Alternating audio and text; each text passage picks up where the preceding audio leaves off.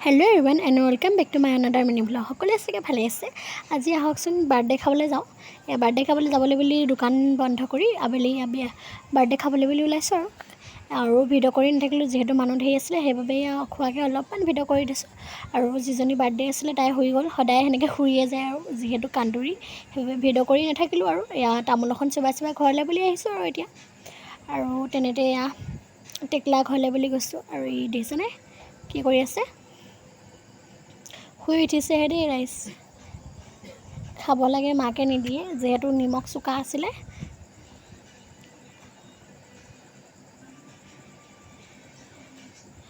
আৰু বৰ্তা ঘৰতে অলপ সময় বহিলোঁ। তেতিয়া গম পালোঁ আমাৰ গাঁৱৰ ছোৱালীজনী বিয়া আছে। মই গমেই নাপাওঁ ইমান ভালকৈ। বিয়া মাতিবলৈ বুলি লগ ধৰিলে আৰু গোটেইকেইজনীয়ে বিয়া মাতিবলৈ বুলি ওলাইছোঁ আৰু এতিয়া। আৰু এইকেইজনী আছে আমাৰ গাঁৱৰ বিশ্ব সুন্দৰী দেই ৰাইজ, দেখাই দিছোঁ আপোনালোককো।